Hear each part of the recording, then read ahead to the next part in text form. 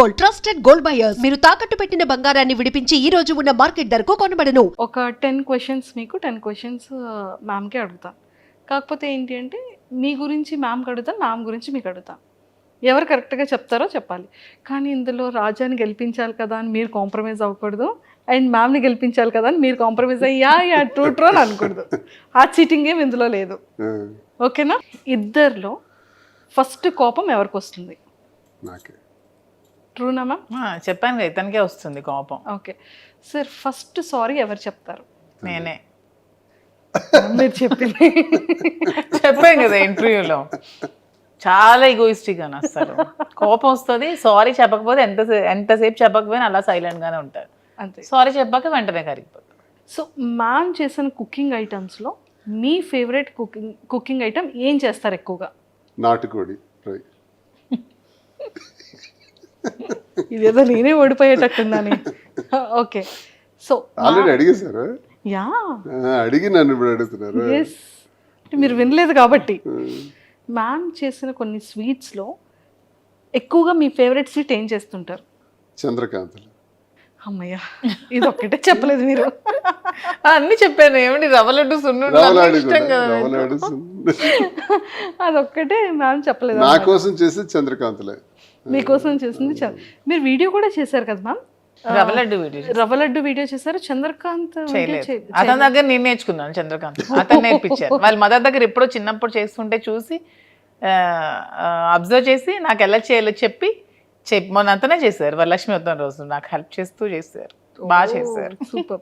And ma'am కట్టుకునే సారీస్లో మీ favourite colour sorry ఏంటి? Blue. ఇందులో గ్రీన్ కదా ఇష్టం. అన్ని బ్లూ గ్రీన్ రెండు ఇంట్రెస్ట్. నీకు ఎక్కువ ఏ ఫేవరెట్ కలర్ ఇష్టం? లేదు, ఇంకా అయిపోయింది.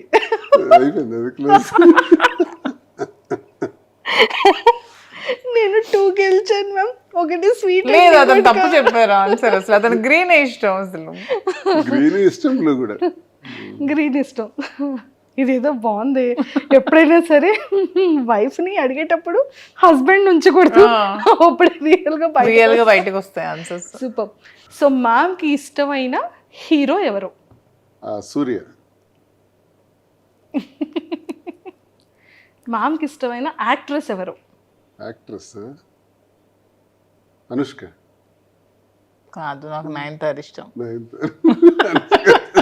నేను 3 పాయింట్స్ గెలిచాను. 3 పాయింట్స్ గెలిచాను. ఓకే. అండ్ జనరల్ గా తనకి ఫ్యాన్ అన్నది లేదు, అన్ని చూస్తుంటది కదా. చెప్పాను కదా, నేను అన్ని చూస్తాను సార్. అంటే తను అన్ని చూస్తారు, కానీ ఏదో అప్పుడప్పుడు అలా చెప్తుంది. అది అనుష్క అని విన్నాను. ఓకే, అంటే మిమ్మల్ని కూడా కొంచెం అటు ఇటు కన్ఫ్యూజ్ చేయాలి కదా సార్, అందుకు చేశారు. ఓకే, మ్యామ్కి ఇష్టమైన ఒక ఫుడ్ ఐటమ్ ఏంటి? వెజ్ కానీ నాన్ వెజ్ కానీ? చికెన్ బిర్యానీ. అండ్ వెజ్లో సిమిలర్గా మీకు ఇష్టమైన ఒక ఫేవరెట్ కర్రీ? నాకు ఇష్టమైంది. మీకు ఇష్టమైంది అండ్ మ్యామ్కి కూడా ఇష్టమైంది అది కూడా? నాకు ఇష్టం ఆలు ఫ్రై. మ్యామ్కి ఇష్టమైంది? అదే ఇష్టం ఇద్దరికి. మీరు అందించేశారు. అండ్ మ్యామ్ చూసారా, నేను సార్కి ఒక హింట్ ఇచ్చాను. ఏమని ఇచ్చాను? సరే, మీకు ఇష్టమైన వెజ్ కర్రీలోనే మ్యామ్కి కూడా ఇష్టం అయిపోయింది అదొకటి ఉంది అని. నాకు ఇష్టమైంది వెజ్ కర్రీ అని ఆలోచించారు సార్, కానీ మీద టిక్ చేసుకోలేదు. మీకు చెప్పాను కదా, సర్ప్రైజ్లు ఇవ్వడాలి అవేమి రావని చెప్తున్నాను కదా.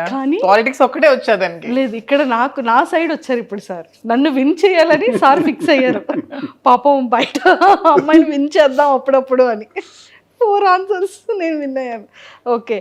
అండ్ ట్రావెలింగ్లో ఎక్కువగా ఫేవరెట్ ఊరేది? ఊరా నచ్చే Wayanad, Coorg. True. Super. And ఇప్పుడు మ్యామ్ దానికి వస్తాం. సార్కి ఇష్టమైనవన్నీ చెప్పేశారు, సార్కి ఇష్టమైనది కలర్స్ చెప్పేశారు అండ్ ఎవ్రీథింగ్. మీరు సార్ని ఒక 5 క్వశ్చన్స్ అడగాలి. ఇప్పటికీ కూడా మీకు తెలియంది, ఎప్పుడైనా క్యూరియస్గా ఉన్నవి ఇప్పుడు మీరు అడగచ్చు. ఒక 5 క్వశ్చన్స్. నేనా? మీరే అడగాలి. 5 క్వశ్చన్స్ అడగాలి.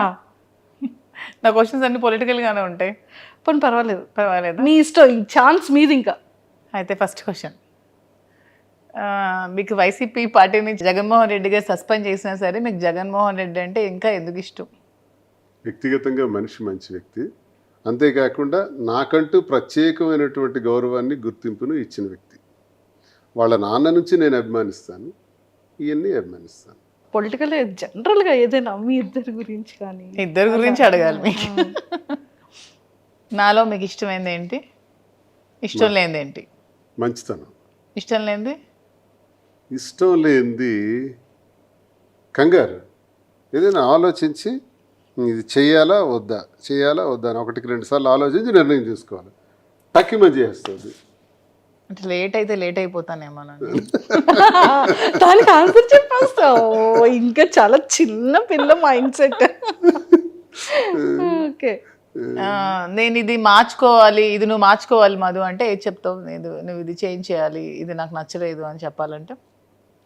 ఎవరి మీద కోపం అవ్వకూడదు, అందరితోని స్నేహంగా ఉండాలి, ఎవరు కూడా మన గురించి వ్యతిరేకంగా మాట్లాడే అవకాశం ఇవ్వకూడదు, ప్రతి ఒక్కరితో స్నేహభావంతో పోవాలని నేను కోరుకుంటున్నాను. అంటే నేను అందరి మీద కోపం అవుతున్నాను అంటే చెప్తున్నారు. చెప్తున్నాను, అలా ఉంటే మంచి పేరు వస్తుంది. అందరితో positive attitude, all are good, అందరూ మంచివాళ్ళే. ఇంకా 2 ఉన్నాయి. నన్ను ఒక మంచి పొలిటీషియన్ గా చూస్తే ఇష్టమా, నీకు ఒక బిజినెస్ ఎంటర్ప్రెన్యూర్ గా చూస్తే ఇష్టమా, అండ్ ఒక ఫిలింలో యాక్టర్ గా ఇష్టమా? అదే అలాగా చెప్పలే, ఈ రెండిట్లో ఏదో ఒక ఆన్సర్.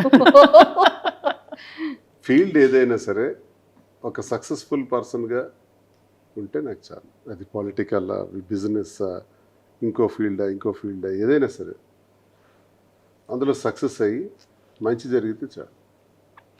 నాలాగే సోషల్ మీడియాలో ట్రోల్స్కి గురై కొన్ని అవమానాలు ఎదుర్కొన్న ఇంకొక ఉమెన్ చాలా మంది ఉంటారు కదా, వాళ్ళకి ఏం చెప్పాలనుకుంటున్నాను?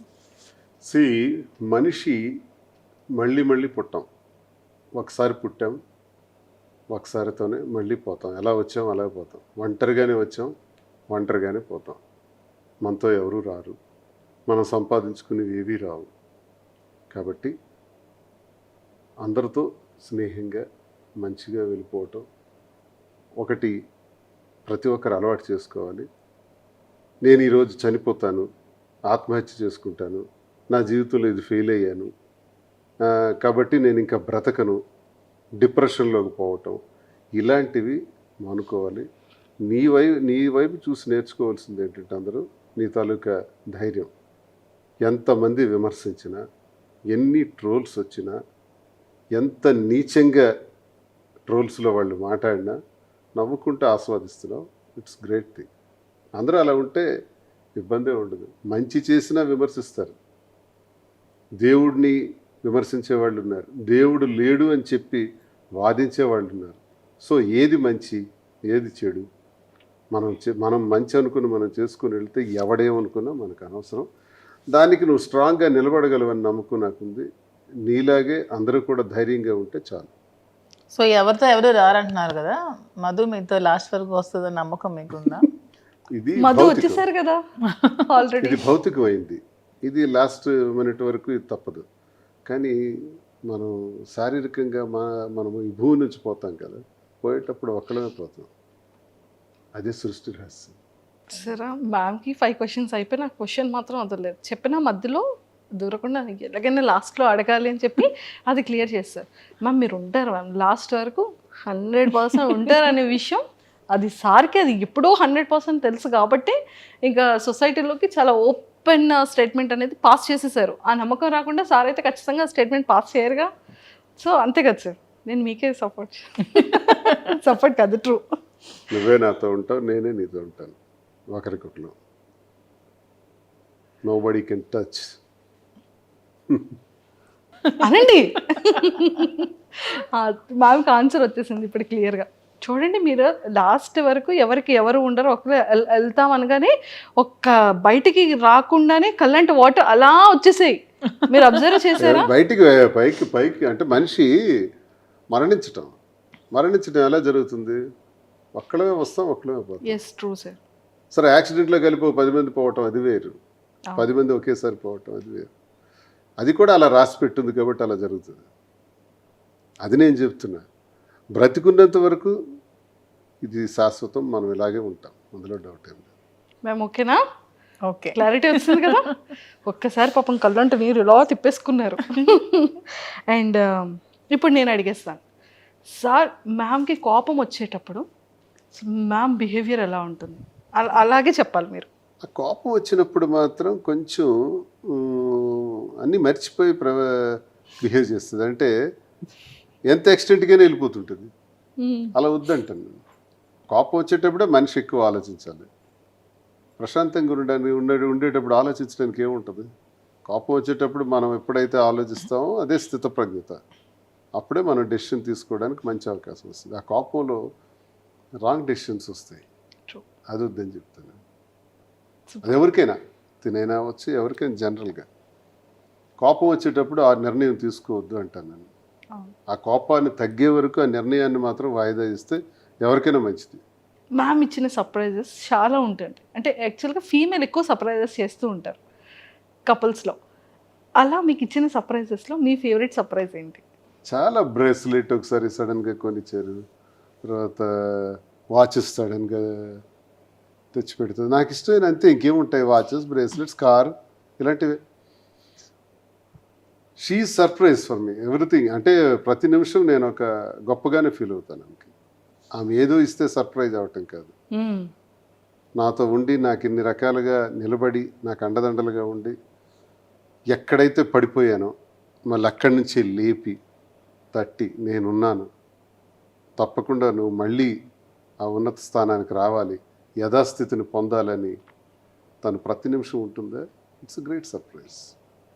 ఫేవరెట్? అయ్యో పాపం వచ్చేస్తున్నాయి వాటర్. అయ్యయ్యో అయ్యో మ్యామ్ చాలా హ్యాపీయెస్ట్ థింగ్ చెప్పారు. మంచి అసలు చూసారా మెమొరబుల్. అంటే మిమ్మల్ని మేము ఇందాక ఎంత ఇది చేసిన ఏడుపు రాలేదు, కానీ సార్ చెప్పగానే ఒక్కసారి పాపం అయ్యయ్యో.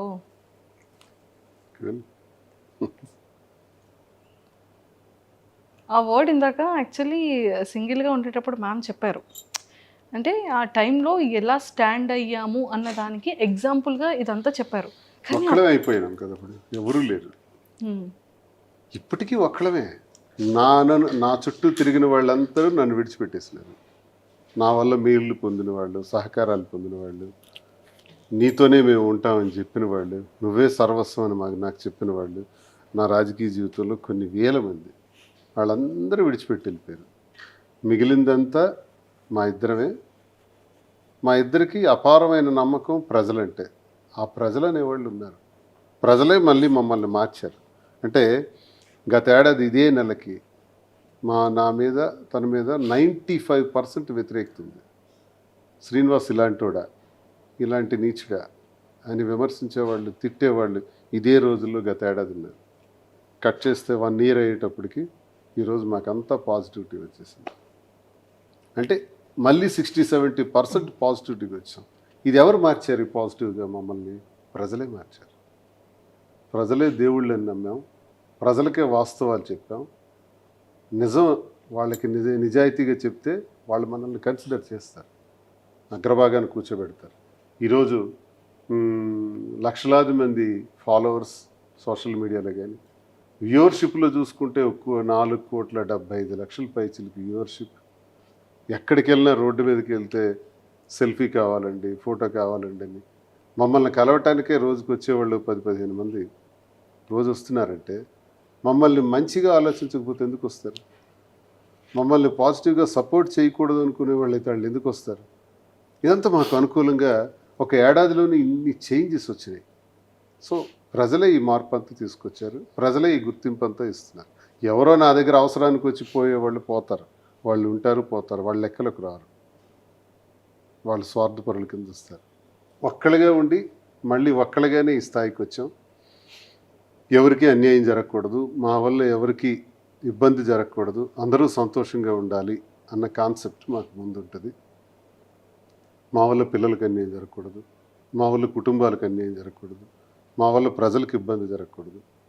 బ్రతికితే 1,000 మంది మన చేతుల మీద బ్రతకాలి, జీతాలు ఇస్తూ వ్యాపారాల్లో అధిగమిస్తూ వాళ్ళందరికీ ప్రోత్సహించే విధంగా ఉండాలన్నది కోరిక. అది ఈరోజు అటువైపు అడుగులు వేసాం. ఆ అడుగుల వైపు విజయం సాధించుకుంటూ ముందుకు వెళ్తున్నాం. అండ్ బిజినెస్లో కూడా మ్యామ్కి మీరు చాలా సపోర్ట్ చేశారని, అండ్ యాక్టింగ్ ఇంట్రెస్ట్ ఉన్న దానికి కూడా సపోర్ట్ చేశారని మ్యామ్ చెప్పారనమాట. సో ఇప్పుడు బిజినెస్ ఎలా ఉంది సార్? బాగుంది, సక్సెస్ఫుల్గా ఉంది. కాబట్టి ఫర్దర్ బ్రాంచెస్ కూడా ప్లాన్ చేస్తున్నాం. జూబ్లీ హిల్స్లోను, నెక్స్ట్ విశాఖపట్నంలో కూడా బ్రాంచ్, ఇంక బ్రాంచెస్ వైపు వెళ్తున్నాం. ఒకటి సక్సెస్ అయింది కాబట్టి కాంచీపురం ఒక్లా సిల్క్స్ అన్నది ప్రజల సహకారంతో ఈ తెలంగాణ ప్రజలందరికీ కూడా మేము రుణపడి ఉన్నాం. వారికి మా సాష్టాంగ ప్రణామాలు. అలాగే ఆంధ్రప్రదేశ్ నుంచి మాకు వస్తున్నటువంటి విపరీతమైన సపోర్ట్తో ఈ బిజినెస్ సక్సెస్ అయింది. మంచి వెరైటీస్ పెడుతున్నారు, రీజనబుల్ ప్రైస్ ఉంది. ఒక్లా సిల్క్స్కి వెళ్తే అంతా మాకు మంచి క్వాలిటీ దొరుకుతుందనే నమ్మకం ప్రజల నుంచి మాకు వస్తుంది. ప్రజలు నమ్ముతున్నారు, అదే మాకు పెట్టుబడి. సూపర్. ఆ గుడ్ విల్ పొందగలిగాం. దీంతోనే ఫర్దర్ బ్రాంచెస్ కూడా వెళ్తున్నాం. ఇంకా జ్యువెలరీ రంగంలో కూడా అడుగు పెట్టాలి, అవి కూడా డెవలప్ చేయాలని చూస్తున్నాం. సూపర్.